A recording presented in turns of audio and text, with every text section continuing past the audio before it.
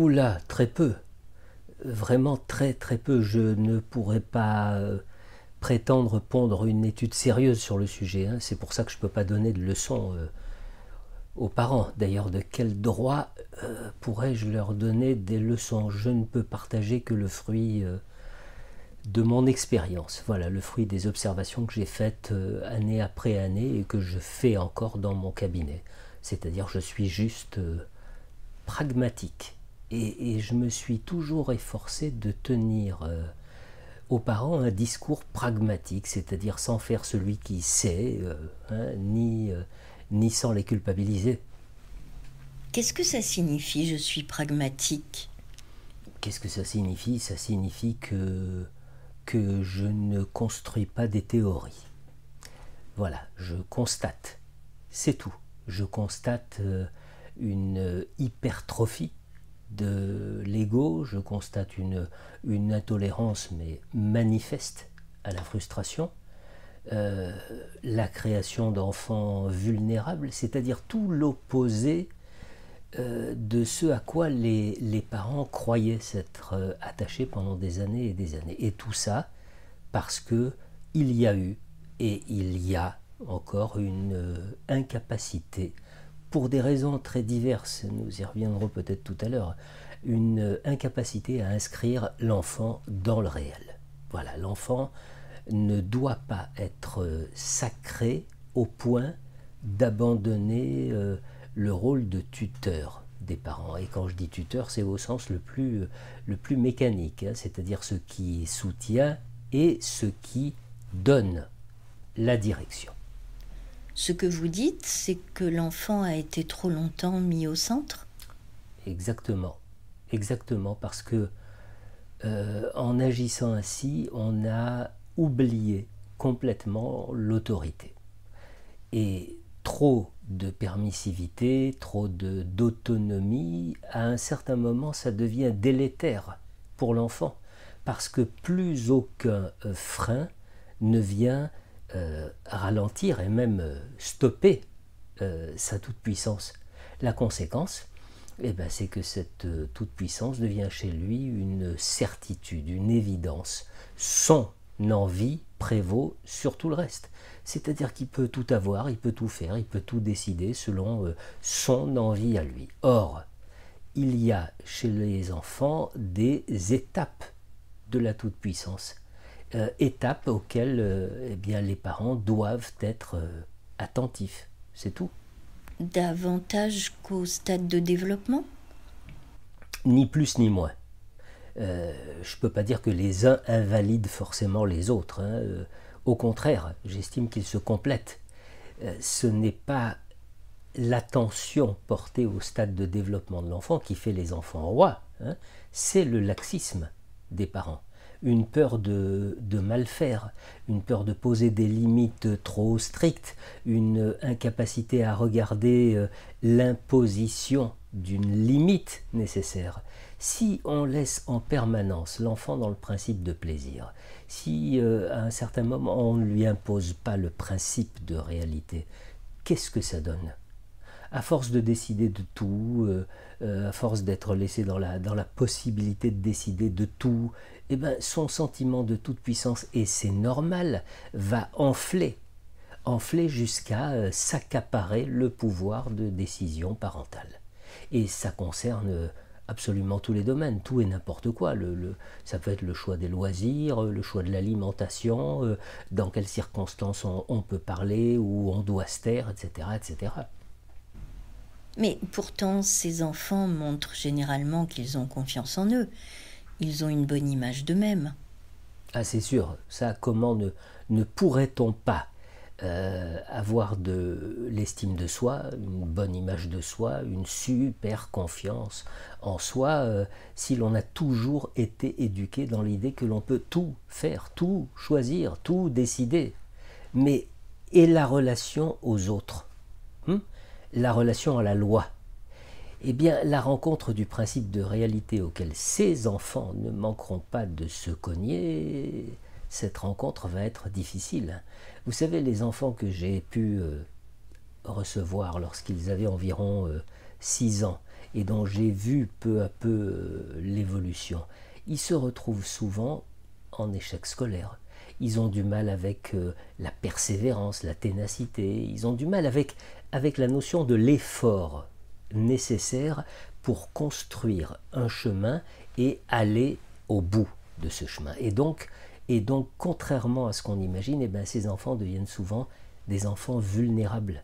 Là où un enfant éduqué dans l'acceptation du principe de réalité va savoir composer avec les épreuves de la vie, un enfant tout-puissant va sentir soudain une force immense s'opposer à lui, une force devant laquelle il ne saura pas réagir, il ne saura pas comment réagir. Toutes les compétences et surtout toutes les caractéristiques, même les plus anodines, qui ont été hyper valorisées par les parents, ne pourront pas rivaliser avec une évidence. C'est que ces caractéristiques-là ne font pas de l'enfant le meilleur, le plus beau, le plus fort, ni le plus compétent. Accepter tardivement leur relativité fait souvent s'effondrer ces enfants. Et quand je dis s'effondrer, c'est avec des tableaux cliniques très divers. C'est donc une question de mesure à laquelle les parents doivent être attentifs? Oui, bien sûr. Il ne s'agit pas de revenir à l'époque où il suffisait d'élever un enfant comme un objet. Une question de mesure, donc, oui. Mais surtout, j'insiste, surtout une inscription dans la réalité de la vie. Et cela ne peut être réalisé que si les parents eux-mêmes sont inscrits dans le principe de réalité. Regardez autour de nous comme l'évolution des sociétés modèle les pathologies des individus. Il est évident qu'à l'époque de Freud et au-delà, les gens étaient malades de trop de frustration. Mais depuis quelques décennies, c'est très exactement l'inverse. On a évité à l'enfant roi toutes les frustrations. Cette absence-là de frustration a généré de nouvelles pathologies. C'est tout. Vous voulez dire qu'un enfant roi a reçu trop d'amour, trop d'attention, qu'on lui a laissé trop de liberté? Mais on vient de le dire, c'est une question de mesure. On peut très bien éduquer un enfant en lui donnant beaucoup d'amour et à la fois en l'immergeant dans le principe de réalité. Parce que finalement, le goût de l'effort, ça ne vient pas naturellement. Et c'est pareil pour le respect de l'autre. Et c'est pareil pour l'empathie vis-à-vis de l'autre. Vous savez, là où de très nombreux parents font erreur, c'est qu'ils observent la chose suivante. Une augmentation de leur bienveillance à l'égard des enfants génère moins de conflits ou apaise rapidement des conflits. Mais quelle est la limite de cette bienveillance? Est-ce que pour autant l'enfant accepte davantage les frustrations? La plupart du temps, non. Donc, la bienveillance a ses limites. Et ces limites doivent être celles de la réalité. À certains moments, tu peux. À d'autres, tu ne peux pas. Et à d'autres encore, tu dois. C'est comme ça. Et selon vous, il pourrait y avoir un mode d'emploi identique, quels que soient les enfants? Non. Bien sûr que non.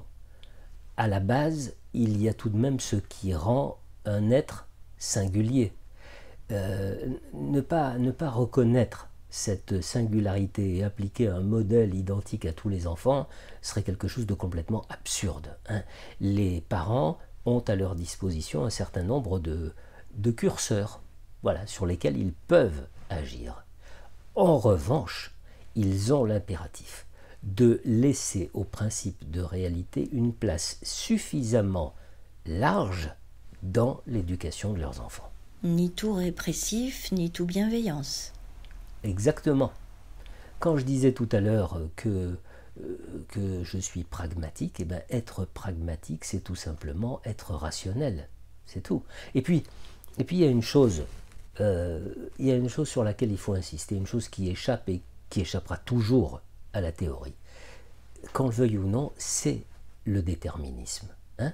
Quand je dis qu'il n'y a pas un mode d'emploi de l'éducation, c'est que en admettant, que l'on donne à tous les enfants beaucoup d'amour, eh bien cela ne garantit absolument pas une évolution ultérieure identique, fidèlement identique de tous les enfants en question. L'éducation ne se fait pas sur du papier millimétré, c'est tout. Et le déterminisme a une part prépondérante dans le devenir d'un enfant, de chaque individu. Vous avez souvent dit en séminaire que les ados ne vous aiment pas. Non, ce que je veux dire, c'est qu'ils n'aiment pas celui que je suis avec eux. Voilà.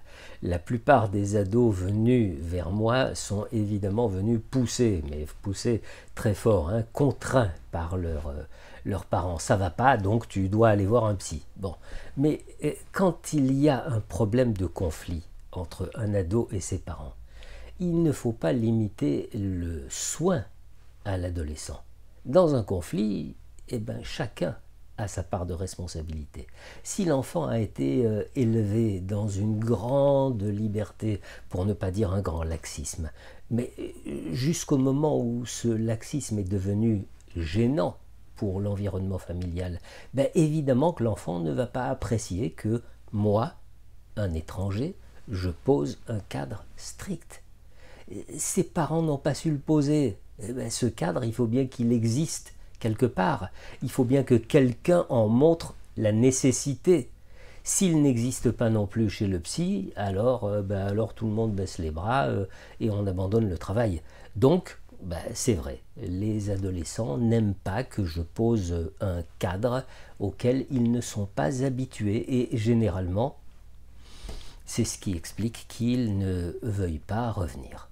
Alors, quand cela s'avère possible, je prends le relais avec les parents qui écoutent ou pas, c'est pas automatique, qui comprennent ou pas, qui se retrouvent alors confrontés à un devoir d'éducation radicalement différent de leur ancien mode d'emploi. Et l'on comprend que ce soit alors très ingrat pour eux de devoir pousser le gouvernail dans un sens inhabituel. Pourquoi ces ados viennent-ils consulter? Ou plutôt, qu'est-ce qui fait que les parents les contraignent à aller voir un psy? Je crois que la plupart du temps, c'est simplement parce que le climat est devenu insupportable. Insupportable parce que l'enfant devenu adolescent demeure dans la toute-puissance que l'on a laissé se développer. Et donc il fait ce qu'il veut sans tenir compte de l'espace et des besoins des autres autour de lui.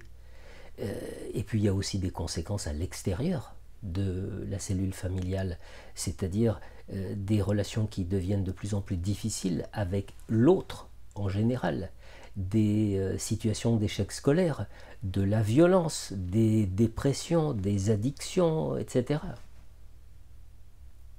Vous dressez un tableau bien noir.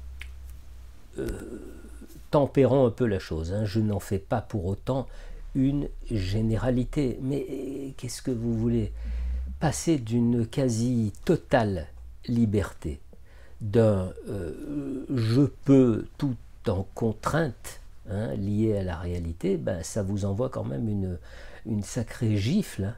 Et contre ces contraintes, vous croyez encore pendant un certain temps que vous pouvez réagir de la même façon qu'à la maison.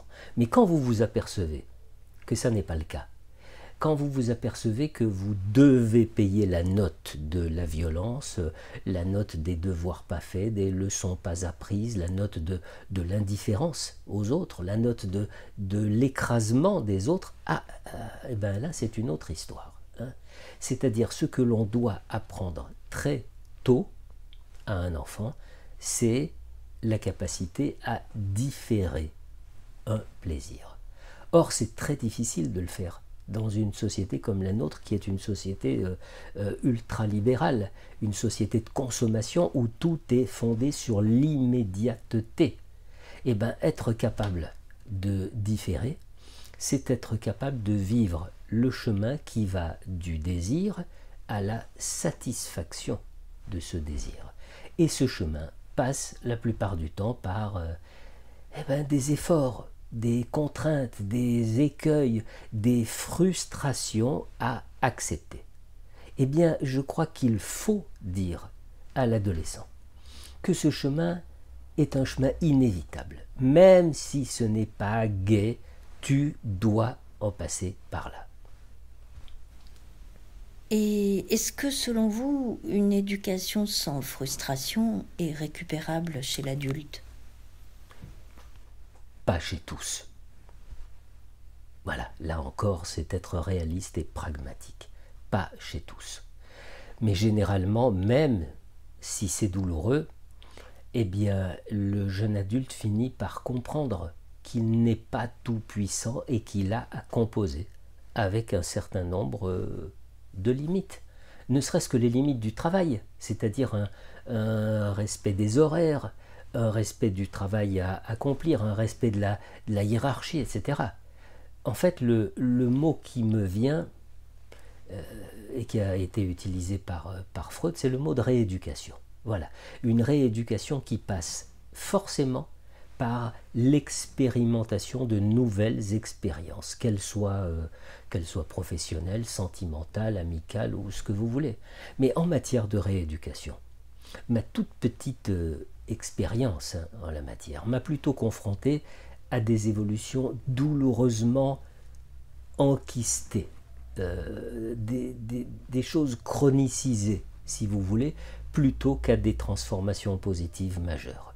D'ailleurs, il n'y a qu'à écouter les informations de temps en temps. L'actualité nous montre bien cette intolérance à la frustration qui fait tache d'huile dans toutes les couches de la société. C'est cette toute-puissance persistante et cette intolérance à la frustration qui explique aujourd'hui de très nombreux conflits.